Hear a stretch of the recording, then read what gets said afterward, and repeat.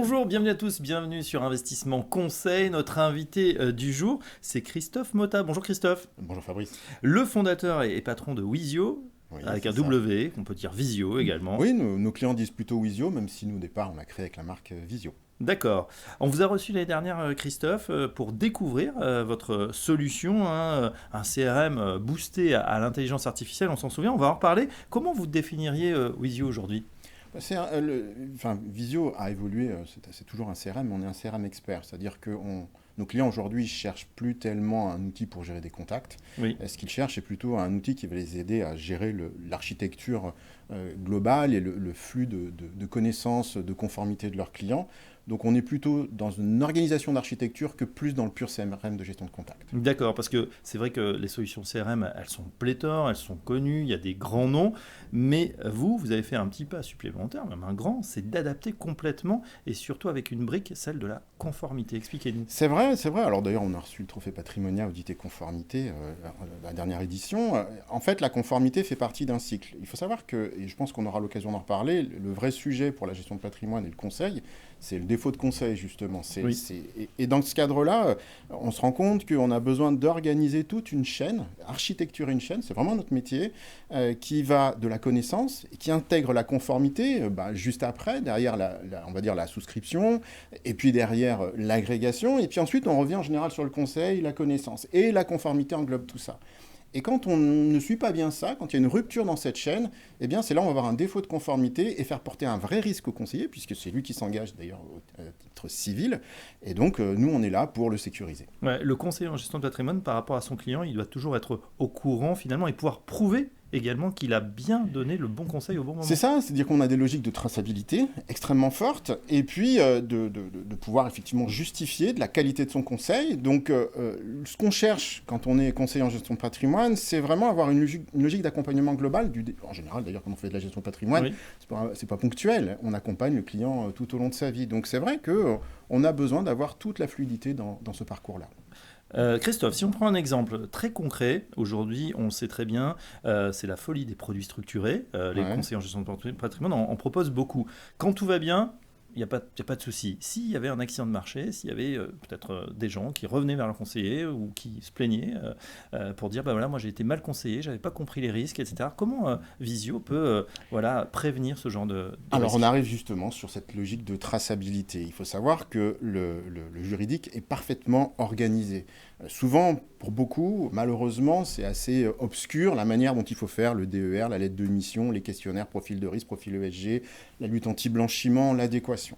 Donc nous, on va faire des process extrêmement organisés avec des chaînes de transformation tracées à chaque étape pour dire, monsieur, ensemble, nous avions défini à travers un profil de risque, c'est un questionnaire Oui. bien spécifique, que votre niveau de risque, c'est celui-là. Votre capacité à subir des pertes, c'est celui-là. Votre connaissance du produit, on l'a défini ensemble, et puis je vous ai même fait un questionnaire spécifique pour m'assurer que vous connaissiez bien le produit. On l'a signé ensemble. On a le tampon signé, la date de Oui, signature. c'est ça. On a le tampon, l'horodatage qui ne peut pas être falsifié. Donc ça, c'est vraiment la traçabilité. Et on voit bien que quand on se met sur un outil, qui est juste l'outil, par exemple Word ou Excel, je ne sais pas, qui fait le conseil à un instant T, ou en tout cas le document à un instant T, ça ne suffit pas.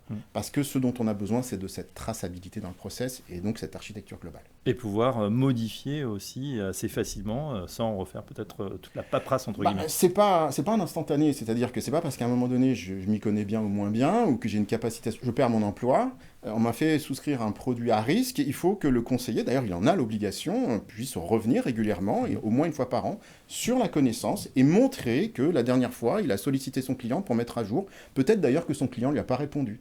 Mais il faut qu'il puisse prouver qu'il l'a bien sollicité. Ça, ce sont des choses qui sont enregistrées dans notre CRM. Très bien. Qu'est-ce qui vous distingue justement des autres acteurs du secteur, vos points de différenciation ? Je dirais que sur les autres acteurs du secteur, on n'est pas dans cette logique, on est plutôt dans une logique d'empilement d'outils. C'est-à-dire, je vais avoir l'outil pour faire le CRM, l'outil pour faire la conformité, l'outil pour faire l'agrégation. D'ailleurs, en général, ce sont des options. Chez Visio, nous avons fait le choix d'avoir une architecture fluide et complète, donc organisée de manière à ce que je sois dans ce process sans avoir à me poser la question, par exemple, est-ce que je fais signer parce que ça a un coût. La signature, elle est intégrée. par exemple. Est-ce que je vais avoir la bonne data? Eh bien, on a l'agrégation. C'est intégré. Hein, donc, tout ça va faire en sorte que je sois dans une fluidité, là où chez les autres, on va plutôt trouver un empilement de logiciels. Vos clients aujourd'hui sont plutôt des indépendants, enfin des petits cabinets ou des grands comptes?